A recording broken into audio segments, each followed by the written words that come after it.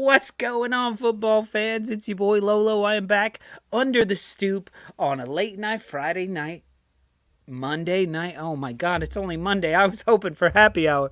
It is Monday. We made it through another weekend. We're here, and the FA Cup was this weekend and finished today with Aston Villa and Manchester United. But first and foremost, I want to say what's up to the Stoop crew in the house. Very good to see all you guys. Ben Ireland, Mr. Tom, Bremer's Ghost, all calling in 3 a.m. 3 a.m. crew, live and in living color. Ben Ireland says live and late. And Mr. Tom says Leeds didn't want to win the FA Cup anyway, as it is haunted. You know what? Arsenal got that memo, and we decided, fuck the fuck up. We don't need the fuck up. We don't need the fuck up. It's haunted. But anyway, it's so good to see you, Ben, Arizona. Very nice to see you as well. Good evening, he says. Time to get the missus to watch the show for a little while until she gets bored and goes and cleans the house again, like you said last week. BxGunner, very nice to see you as well. You're on time this week. I see ya. So today we have a quick show. These are our late night shows where we're doing just about 30 minutes, little football rant. This is our Monday show, which we are thinking about calling the Weekend Roundup. Premier League Weekend Roundup. Haven't made it yet, but we'll get to it. I don't have it. I just thought of it. And this one is definitely going to be much more cowboy themed with yeehaw.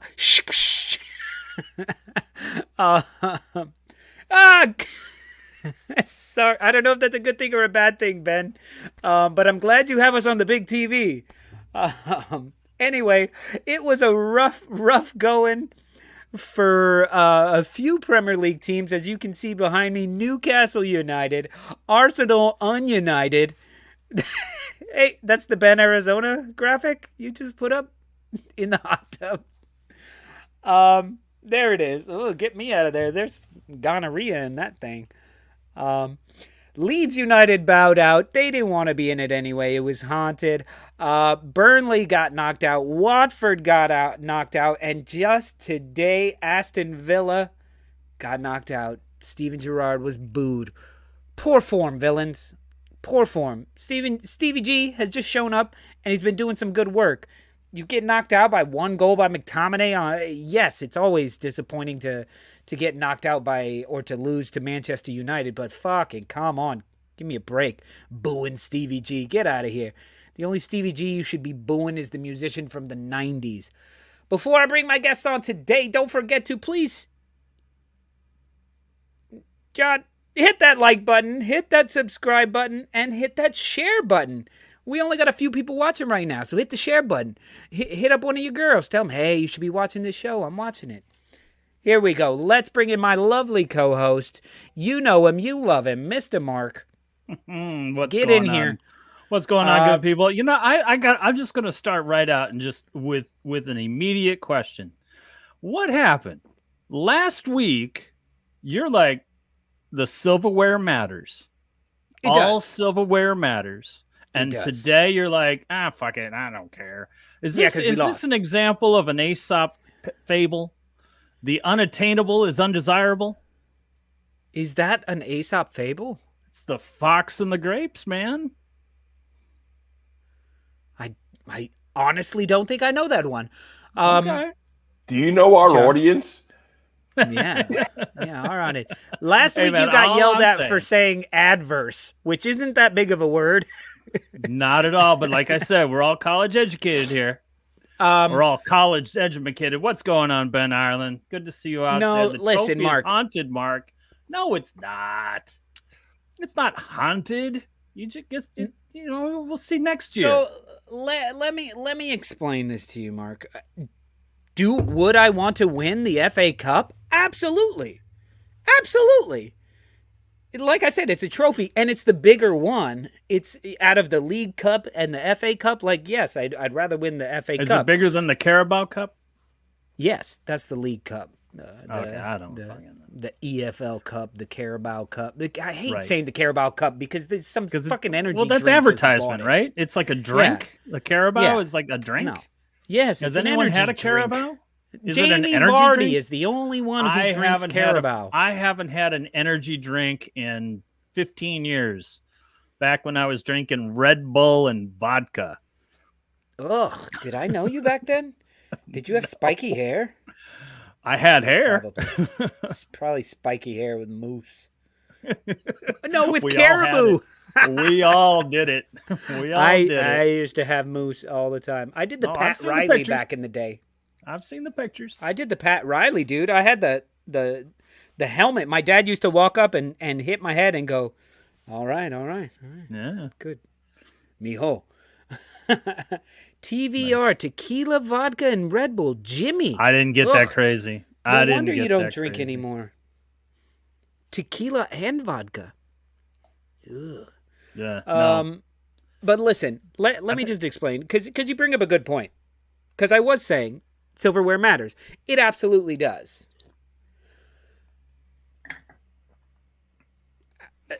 Was I mad that we lost? 100%. You should be. Had we found a goal in the last 2 seconds of the match, gone into extra time and won it, or won it in penalties, I would have been furious. Really? I would have been furious. That team, those fellas on the pitch, and a lot of people are putting this on Arteta going, see, this is his fault. See, this is his fault. He's playing. No. A lot of those guys play all the time. I'm sorry. A lot of those guys on the pitch play all the time. And the energy that I saw was the same exact energy after we scored that first goal against Everton. Yeah. It was the same exact energy. And I'm screaming there going, no! Sorry. No. Like, don't, no, what are you doing? You need to go out there, demolish them in the first half, and then sit Odegaard, sit fucking Ben White even, sit everybody after that. Right, Leave Nketiah in there to try to score some goals, but lazy Eddie Nketiah. If he was a pool player, he'd be named Lazy Eddie. Like, not Quick Eddie, Soft Eddie, Fast Eddie. Lazy Eddie, because Lazy Eddie. Oh, well, what you a way could to be lead like a line. Fast, as in like he's he as a joke, like calling a fat guy slim. Oh yeah, there we go. We should no, we can't call him Fast Eddie because he actually is fast. We got to call him like what's the opposite of lazy? Like overproductive Eddie or something like that. Hey guys, oh boy, here comes overproductive Eddie. Here comes overproductive Eddie Nketiah. I think what you're saying. Yes, is Arsenal fan right. Circle, exactly. I think that Arsenal played very lazy, very uninspired, a kind of a malaise that Arsenal has the ability to fall into. But I would like to give credit to that defense by Nottingham Forest. I thought their defense was tight. I thought their defense is worth a couple of this. Yes. Because you guys got no shots on goal. Busy Eddie. There Busy you go. Eddie.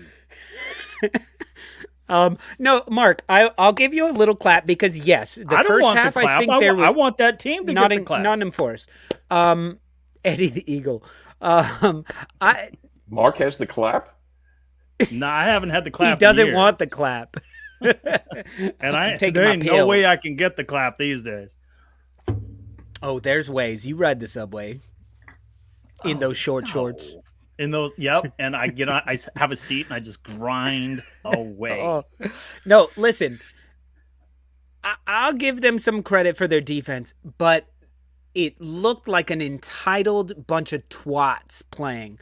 And the reason I would have been furious is because it would have been another example of, and I'm going to say this, I don't necessarily mean the racially but it would have been like white privilege to me. Had we won that, it would have been like class privilege. Like, oh, of course we walked away with the win. Even though we didn't, there's not as easy of a term like that, but it would have felt like, class white privilege privilege is the word. I've never that's the thing. Privilege? As the anthropology major in college. Okay, good. It's just not as popular of a thing. But that's what it would have felt like, is like, oh, of course they won. They were not the better team. They didn't try as hard. They got overplayed, outplayed most of the time. And then what infuriates me is they score a goal and all of a sudden we start fucking playing. But they can sit back. It's urgency. Where was that at that point? So no. Like I said, malaise is the key word that I'm looking at for what Arsenal put out on the product they put out on that field. And it's really unfortunate. Brenner's Ghost brings it up, so I'm just going to put it out there. Them white on white jerseys were dope. And listen, you dress like Tottenham, you play like Tottenham. No one you is dress like Tottenham, you play like Tottenham. Tottenham made that cool that they can have white on white. I mean, they have their little blue outlines, but they got the blue outlines, but no, white on white. That was dope. Jimmy says Lolo won't be getting the white Arsenal kit then. They're not for sale, unless they're Idris Elba, clearly, because he was in there. Wasn't she one of the Starks? But no, I was at home, like the match started, and I was like, oh, cool. So I took one of my old red Arsenal kits, and I started bleaching it. By the end, I bleached all of them, except for this one. I think you should have bleached your eyes. Oh my God. Absolute horse shit of a match. Big up to Nottingham Forest for that attack. That attack that got them the goal. Class cross. The steal. And everybody's like, oh, Lokonga, lazy pass. Those are the passes you make when you are the better team. You do these little flicks and they get around people. They stole it. And they made a good pass to an incredible cross to a striker that is their number one striker. He has already like over 10 goals in the championship this season. Perfect fucking finish. And actually the defender was in a good position. The cross was so good, it went around him and the guy slid it. Money. Beautiful goal. I want to say our defending was that good to give them credit, saying that attack was better, even though I felt like our defenders may have been in the right spot. I have a quick question for you. Yeah. And then maybe we leave it at that. Does Ramsdale save that? It's hard. No, one of those is bang bang. It's so hard. Okay. Those are saved half the time because you just happen to be there, or the guy kicks it right at you. He finished. I would love to say yes. Here's the difference, though. Mark, is Ramsdale plays from the back. The whole reason Ramsdale won the keeper position from Leno is because he plays from the back better, and he would have seen. Yeah.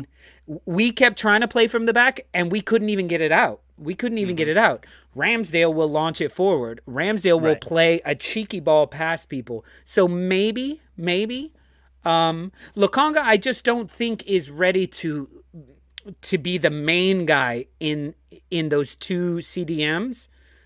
So like him and Xhaka can work. Him and Partey can work. But he was with who was in the middle? I'm completely blanking. Who was in the middle with Lokonga? Somebody, Arsenal fan circle. Who was he playing with in the middle? I don't remember. But anyway, you're right. Absolute dog shite. I actually didn't think Nuno Tavares was playing that bad. Like, what? Why yank him off like that? Kid. You had that kid playing with Lokonga. Oh, Patino. He just scored a goal. He's not concerned with fucking defending. No, El Nene's out in Africa, in Egypt. But, well, I don't know where he is in Africa. But, yeah, there you go. Charlie Patino. So, anyway, let's move on. Nottingham Forest were the better team. Shall we address the other elephant in the room? Let's address the other elephant in the room. And that's Leeds United putting out a team of near children against a West Ham side that decided we gonna win this bitch. They played everybody. Everybody was out on the pitch. And I think everyone was involved in the goal that they had, including VAR. Mark, you disagree with me on this, but to me... On the first goal? On the first goal? The only fucking goal. The second goal doesn't even fucking count. Well, the second goal definitely counted, because that was a thing of beauty. That was a nice goal. That's a classic 95th minute. That's a classic 95th minute. What I think isn't really going to matter a whole lot. I have more questions than anything else. So which Leeds fan are you going to bring on to discuss this? We don't have, but we've got a West Ham fan. Oh, you done fucked up, Mark. You're about to piss off a lot of people. All right, okay. Guys, you heard it. I didn't want to do it. I didn't want to do it, Ben. I didn't want to do it. This is Mark's guest today. I just threw you under the bus, Brawley. What up? Mr. Brawley Darwin. Irons. Yo, you got a lot of stick last week for talking shit about Leeds and wearing Leeds colors because you were wearing the blues. Oh, I didn't even think about that. The video. I didn't even process that it was blue and yellow that I was wearing. And I actually really like Leeds as a club. I know I'm young enough to where all the old West Ham fans despise Leeds. Dirty Leeds. They won everything back in the day. I actually was really happy to see Leeds come in the Premier League, if I'm honest. But I'm here. Happy we got through to the next round. I'm stoked to be here. And whenever you want to talk about that goal, I'm ready to go. Well, okay, so let me break down the goal for those of you who missed it. Yeah, I was gonna say, do we have any video of it? Because that would help me break it down. We can't. We can't play it. So basically, what happens is this: Bowen and somebody else are like running Antonio. towards. Antonio put the cross in. Vlasic. Yeah, and then he immediately runs up. It was Vlasic. He immediately runs up. I've watched this thing 50 times. But when he crosses in, the two guys who are in the middle, there's Bowen that matters. The other guy is right there, whoever it is. Lanzini's on the ball, right? No, Vlasic. Sorry. Where are we going back to? But Vlasic had the ball originally. It's kind of a hard goal to break down without video, but more or less. I mean, I don't know if you want to keep going. Go ahead. So basically, Bowen is coming to be part. Bowen is like itching for the flick over the defender so he can tap it in. However, he's offside. He is offside. So whoever it is who has the ball, Vlasic, is it Vlasic who has the ball? And who's being fouled in the process, mind you? I don't know about that one. I'm biased. Remember, I fully admit I'm 1,000,000% biased. But remember, in the box, if you don't fall down, it's not a foul. Clearly, we all know this. Oh, he fell down. He did fall.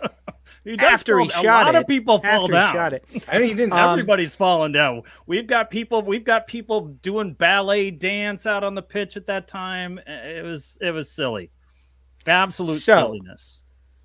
Bowen is coming across, and at this point, I feel all this momentum from those two. You say it's Antonio behind Bowen?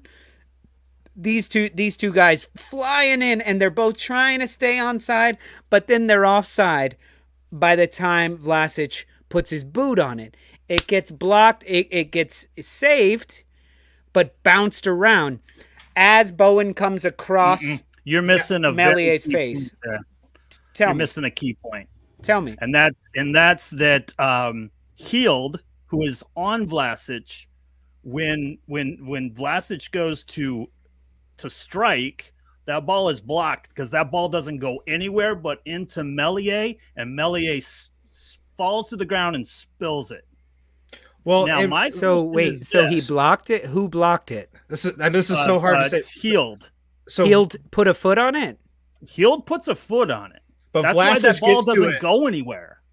Vlasic gets to it as it goes into Melier. The only reason Melier spills it is because Vlasic gets another toe on it, and basically Melier makes a save. So, and now, I don't know. My question is this, and I don't know a lot about offsides rules. It's something that I'm still trying to wrap my head around. But let me ask this: if indeed Healed does get a toe on it, doesn't that put Bowen and who I thought was Antonio? Doesn't that put them onside by touching the ball? I don't know that the defender actually does make contact with it. I have a bit of insight. I'm suggesting that he does. Okay. I'm suggesting that he does. If it bounces off a defender, then that becomes the new offside. Then that puts that. So you're correct. Bowen you're correct and in that. Antonio onside. Yes. So is it possible when they went to VAR that's what they saw? Now here's the thing. Offside would be before that. What the commentators are saying, that initial kick, Bowen was running across Meslier. Bowen was active in the play. That's the issue. Bowen was affecting the play from an offside position from the first kick, even before it bounced. Okay, so can I chime in here? Yeah. Okay, so again, I want to clarify that I have full tinted claret and blue glasses on. I want to clarify that. And this is going to piss Leeds fans off my view of this. I truly believe if it were the other way around, I would still believe it. I wouldn't know if it was the case, but in my mind, it truly is. So when I see this replay, Bowen actually has zero impact on the goal. And I actually have for those that don't know, I've made a connection with ex-Premier League referee Bobby Madley, and he was my first guy. I'm actually having him on my show tomorrow to talk about it. So that will be exciting to hear about that. But he messaged me. None of us get to watch it. Well, hey, if you subscribe to our Patreon, I'll put the link below. It's just $4.99 or it's £5 for the first month. I will put it up there. However, so when I want my view before I bring in Bobby's point of view, and I'll read what he said to me. My view of it was Bowen actually has no impact on the play whatsoever. Meslier, if you watch it, the goalkeeper doesn't even know he's there. He makes no impact on the play. Vlasic gets the toe onto it, which causes it to go into Meslier. Bowen actually has zero effect on the play whatsoever. He jumps over him. Zero. He doesn't touch him. He doesn't touch the ball. Nope. He jumps over him. I understand. Believe me, I understand Meslier why Leeds fans are upset about this. I understand. But when Vlasic gets that next toe onto it and Bowen doesn't spill it onto the keeper, he doesn't even go in the sight line of the keeper. And not at one point does he affect the play at all. I get it. If that were against us, I think I would feel annoyed, but I would understand how they came to that conclusion. Now, Bobby Madley, ex-Premier League referee, I wanted him. He has worked the VAR booth. And he's worked the lines, and he's been a referee in the Premier League. So this guy's terrible, by the way. So all those qualifications mean that I hate this fucking twat. No. So I actually have reason to hate this guy. Back in 2017, it's funny how we became friends. So back in 2017, Boxing Day against Bournemouth. I don't know if it's a game you guys remember. It was a 3-3 draw, crazy game. But at the end of the game, Bournemouth scored a goal that was offside and off of Callum Wilson's hand and into the net. Bobby Madley was refereeing that game, and they allowed the goal, and West Ham fans were as furious as I've ever seen it. And that's the original reason why I got him on my show. You're really building this guy up. You're really building this guy up for me to really I want to say I saw that recently on YouTube. Probably so. It was like the goal that wasn't the goal, but was called a goal. No, the ghost goal. The ghost goal was Stuart Atwell in 2012. No, I posted that one. This is different. No, I didn't see. That's not the one I'm talking about. The ghost goal is the one that didn't even go in, that he called a goal, and everyone's going like, "At what point? At what point?" Is that the one where he got like the 4-month suspension or the 4-year? Yeah, he got kicked out. Yeah, yeah, and they let him back. Anyway, Brawley, continue. This is word for word what Bobby Madley said, and he's seen the replays of it, and he's basically seen the same views that the VAR officials have seen. He says, okay, when it's played by the player on the floor, the West Ham player is in an offside position. However, to be deemed offside here, you need to be either 1, playing the ball, he doesn't touch it. 2, interfere with an opponent and prevent them from being able to play the ball. in parentheses, he doesn't, as keeper makes a save and is not impacted by the offside player at all, which is what I said.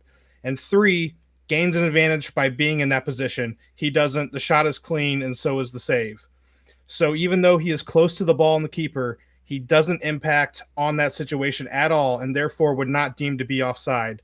Just simply being in an offside position is not an offense on its own, which is basically what I said from minute one. And I got a lot of stick for it. I actually, I wouldn't say got into it, but Terry, who comes on this show quite frequently, he and I had a bit of a heated discussion. He firmly disagrees with me, as does, I even saw loads of West Ham fans that disagreed with me. But I don't think that goal should be chalked off personally. And again, no, I'm biased, but 1,000,000%, that's a good goal in my opinion, and rightfully allowed, which I know all of you Leeds fans are going to love to hear that. But and that's a referee breaking down why it was a good goal and not disallowed.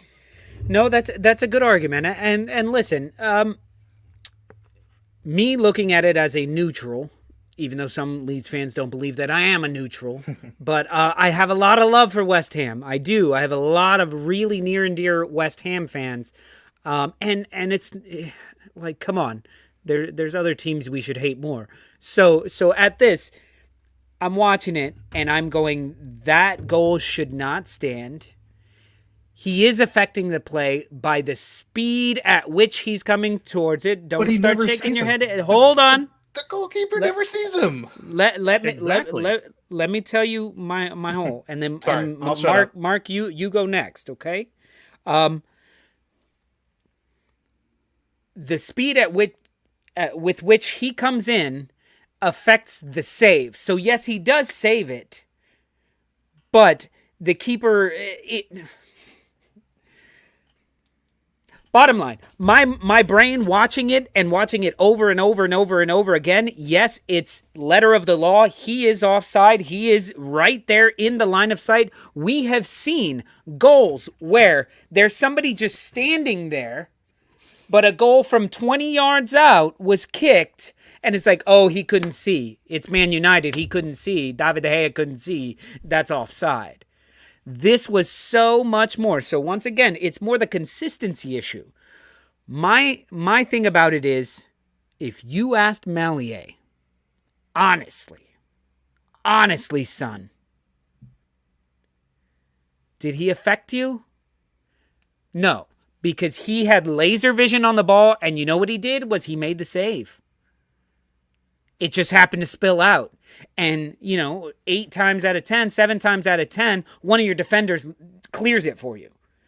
And I think, honestly, looking at Mellier's face when it happened, he was more like, fuck, as opposed to, this guy was offside. So I think deep down, Meslier knows it's a goal. But I think there's some consistency that needs to happen, and that interference because they were clearly offside when the ball was kicked. There was two. I offside. Don't disagree with that. Yep. And they were fairly close, coming at pace, so he knows they're coming. And they think they're getting the chip. He thinks they're getting the chip, but then the shot comes in and Meslier saves it. So how much was he affected by it? We'll never know. But I think if you asked Meslier, honestly, he knows that it was a spilt ball, and the goal should stand. I hate to say it. I think it's offside. I've seen softer offside calls. What do you think of that? I know I'm playing the fence there, but that's how I personally think offside. I've seen way worse, and that one looked like, no, you can't make this. The game is too close right now. Don't give this. Don't let this be the decider. Which is why I say that second goal is nonsense, because fucking Meslier is over there trying to get a header. But I think if you honestly ask Meslier, he would tell you it's a goal. Mark? All right, I've got 3 seconds. No, you've got to. No, John is just going to start. John is just going to start watching Rangers. We can talk. Was completely out of sorts from the very, very start of once the ball gets to Vlasic. Melier is out of sorts because as Vlasic turns with Heald on him, Melier takes a couple of steps out of the goal, out of the line, and slips. And he has to reset himself as this is all happening. Now, I believe Heald gets a toe on it because the strike doesn't go anywhere. So Heald gets a toe on it, puts those 2 West Ham players onside by touching it. Is that not correct? I think I'm trying to watch it back as we speak. I think right. if he gets anything, I've watched it like 50 times today. I can recite the entire play. But so yeah, but like I Mark, said, that's one of those touchy rules as well. Okay, though. It could have happened. It maybe it didn't happen. Whatever. So what I want to add to all of this is the ball comes into Melier. If he does his job and gathers it, we're not having this conversation. But instead, he couldn't gather it. And then it does a little pinball thing. And then it's like the nutcracker for Heald and Melier, because Heald is looking for the ball. He does a little 360 pirouette, and Melier goes, "Oh, we're dancing." And he does a little 360 pirouette, and Lanzini puts the ball in the net.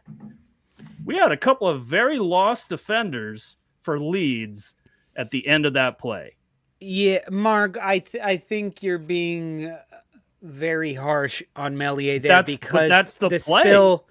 But the spill. Originally, the ball comes in, and that should be a one-time Vlasic. Vlasic, right? Vlasic was the one who was being arguably fouled. If that was Bowen, the cross in from Mikel Antonio, Bowen strikes that first time. Lanzini, first time. They both just smack it. Frippo was wearing Bowen like a shirt. No. But I'm saying if that ball didn't come, if Bowen was in that exact same spot and it wasn't Vlasic, that's a one time. So Melier has to come out. Melier comes out to make himself as big as possible. Sure, and the first thing he does is slip. The guy brings it down, so he goes, "Oh shit, he's gonna come back." So yeah, there's a slip, and then you're 3 yards away. He smashes it at you. So I think I don't know. It's a tough one. I just think you're being a little hard on Melier. You got one job. From like a yard out, and he saved it. His defenders have a job to not have four attackers. There were 4 attackers, and there were 4 attackers there and 1 defender. No, there were at least 2 defenders, Heald and Firpo. 4 and 2 then. And the goalie, that's 3. The goalie's not a defender. He's a keeper. Okay, well, they certainly don't play offense unless you're the guy from Saw Liverpool. Does. Saw don't play offense. Saw's got an assist. He's got an assist. He's got 1. Awesome. Yeah, there you go. Fantastic. And the only other thing you found the example to prove me wrong.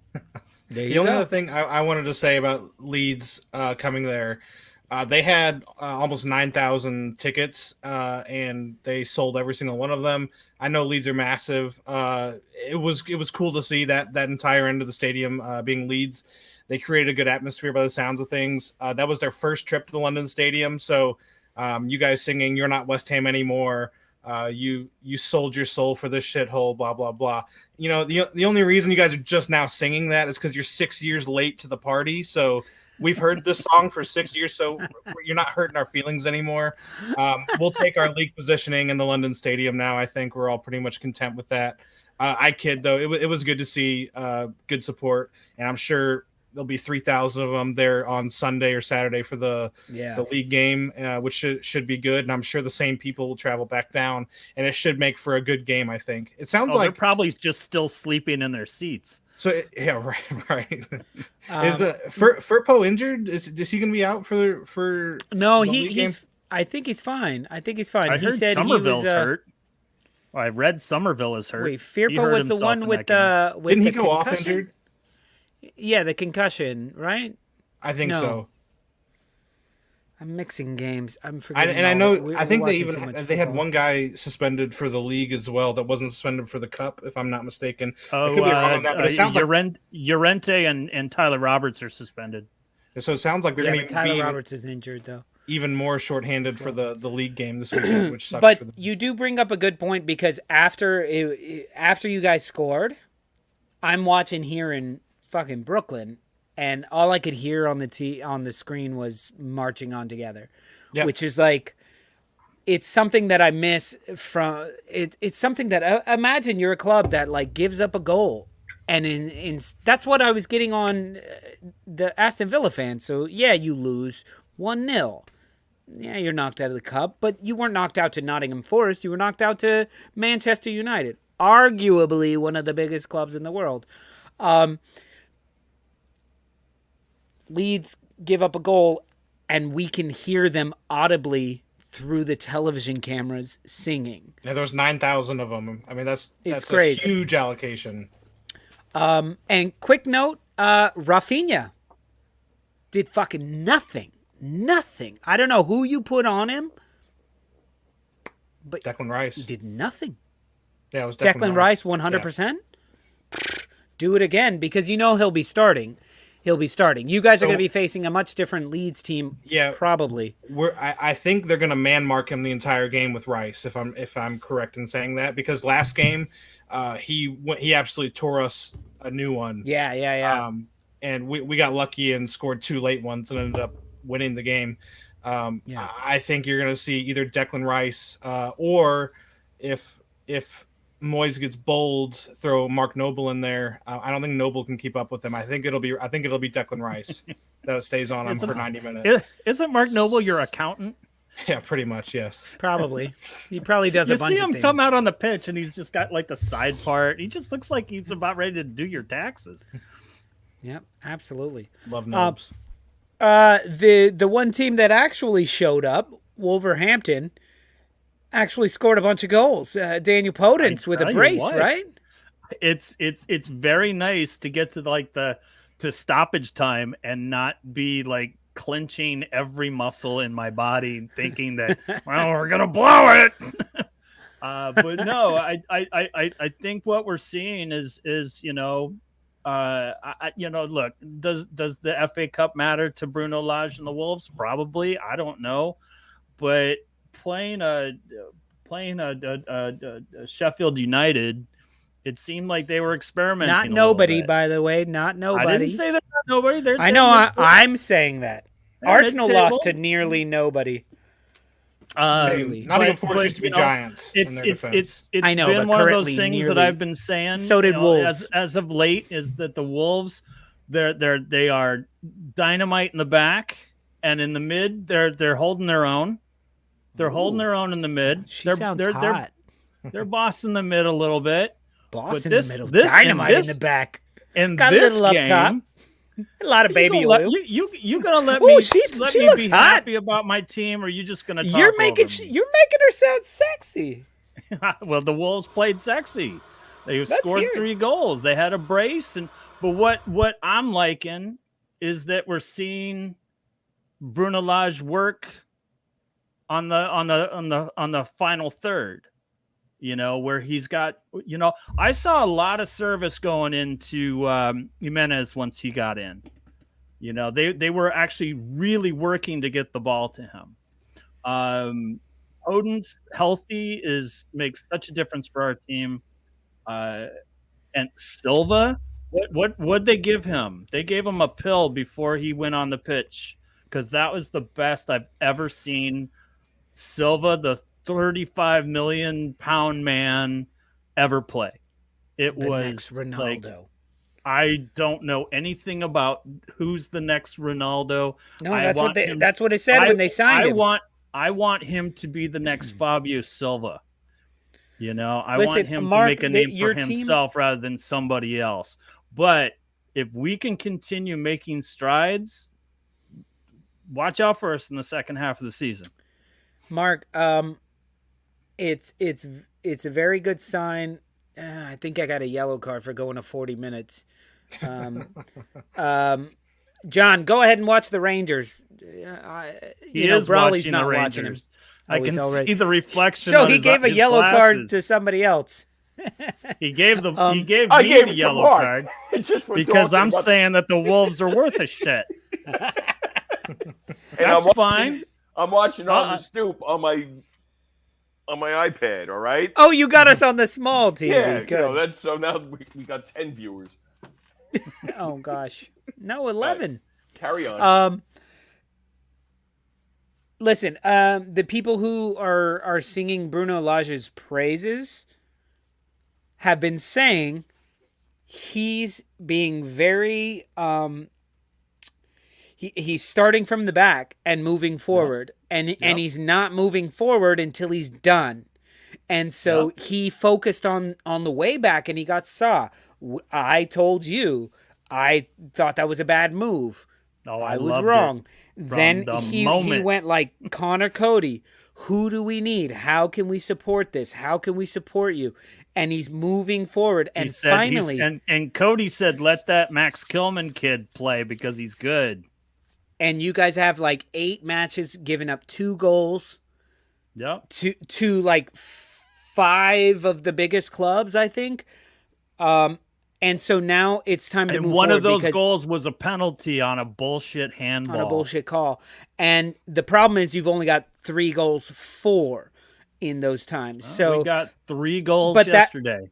But that's what he's doing. He's moving forward. And I've been saying, if you guys would have scored 1 goal in every one of those games, you'd be in clear 4th.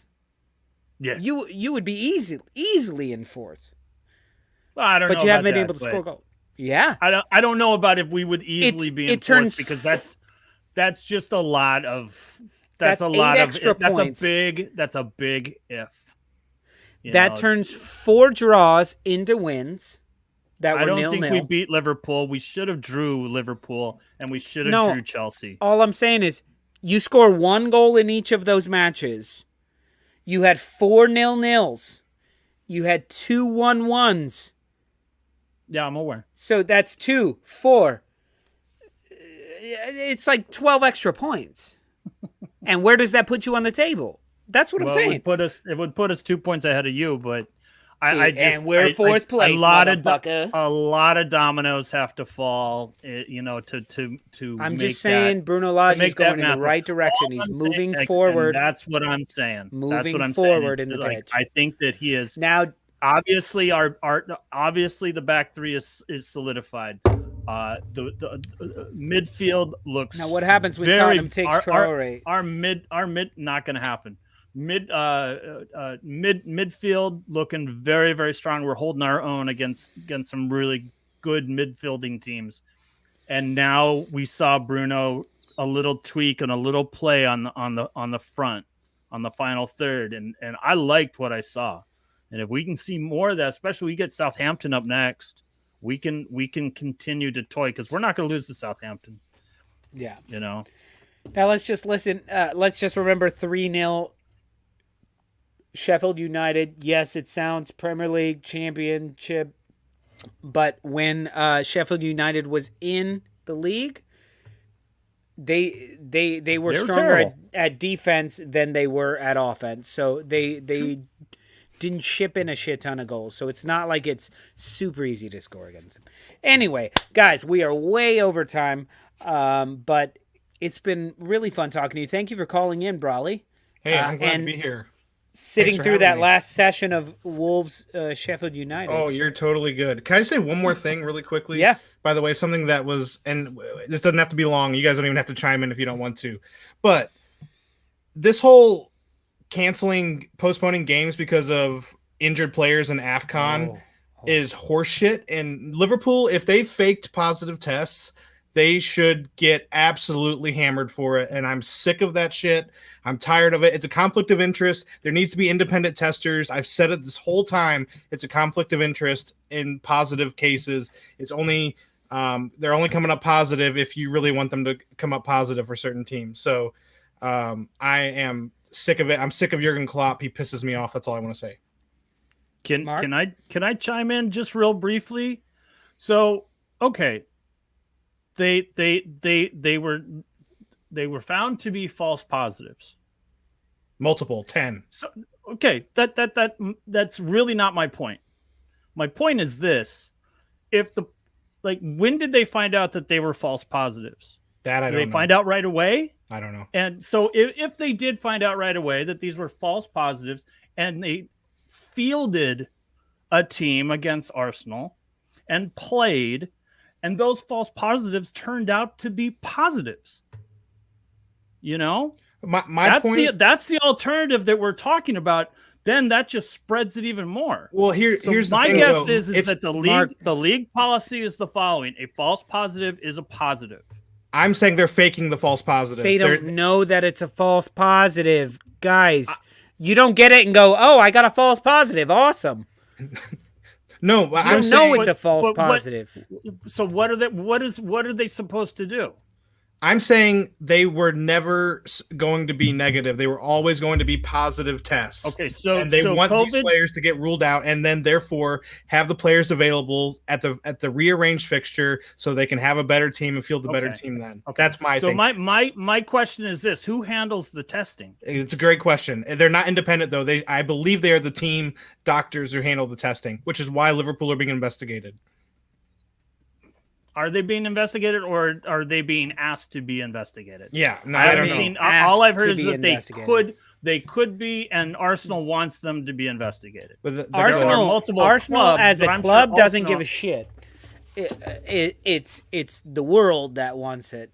Sorry, John. By the way, I didn't mean to cause us to go an extra 5 more minutes.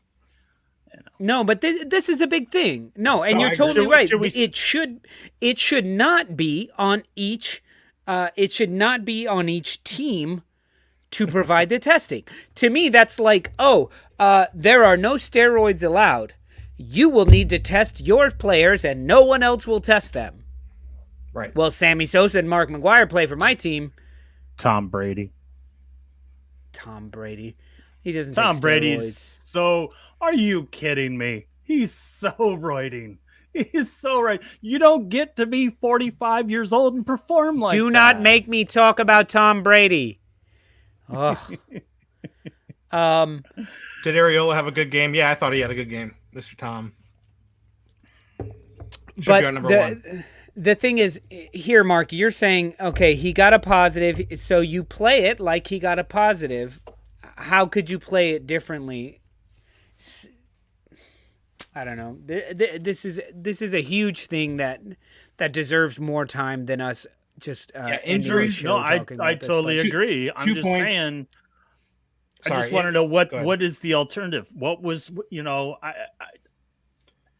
I don't see. So here's where I want to sympathize with Klopp.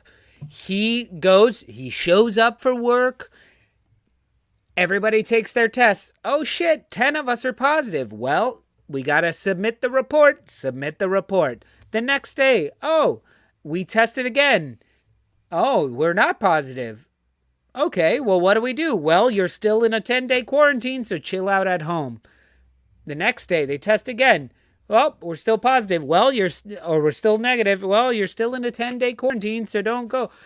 Like, do I think it's a huge conspiracy and Jurgen Klopp was afraid to play Arsenal? That's what I'm saying. Not. I think absolutely Klopp, not. Klopp wasn't afraid to play Arsenal. I don't think it's Klopp my wanted team. to play that game. I don't think he wanted to play that game. I disagree. Why would you want to stack it later in the season? If it was against City, maybe, but they would both be postponed with his AFCON players still out. Now his injured players might be able to play. When was the Arsenal game supposed to be played? Last week. I don't. What date? The Wednesday. Whenever the Chelsea and Tottenham match we were the day after. We were supposed to be the day after. So I think the Chelsea-Tottenham was so that would have been Wednesday or Thursday. Tuesday. Yeah, Thursday. And then we play again this Thursday. So now we play this Thursday and then the next Thursday. Because either if way, anything, you're going to we get have Liverpool the second. with. Either way, you're going to way, get Liverpool without Mane and without. Yeah. Salah. That's what I'm saying. It's not that good of a move. And now we have the second leg at home, which is generally. That's what I'm getting at. It's like, where's the advantage? If Klopp is cheating, where's the advantage? That's where I'm with you, Mark. The advantage. That's where I'm with you. I don't know the players that are injured, being close to coming back, but supposedly Liverpool had 3 or 4 players close to coming back that weren't going to be ready for the game, and all of a sudden, all these false positives, like 10 false positives pop up, which is virtually unheard of. That many in a small field of tests is pretty much unheard of. And they were going to be missing Alisson, Firmino. They were already out with COVID. And Keita. Yeah. They missed the prior game. That's exactly. They were going to be missing for our match, and now they're okay for both legs. That's the shit. I agree with you, Mr. Director. So my points are we need like 20, 30 minutes just for this subject alone, man. Yeah, I'm sorry, right, John. Well, Tuesday night, here we go. Yeah, I'll be back Wednesday. That's it. Wednesday, let's go. All right, guys. It's been great having you guys here. Thank you so much for joining us. Super late night for a lot of you guys over in the UK. But for all of us over here in the US, it's been a shit ton of fun. Thank you, Mark. Thank you, Brawley. Lots of good banter. Always. Thank you, John. And don't forget, hey, guys, we have a special sponsor that we have to thank. This week, our special sponsor is Docutrek, the journey for your past. Bridge the gap between your past and West Ham Way. Between your past and the present.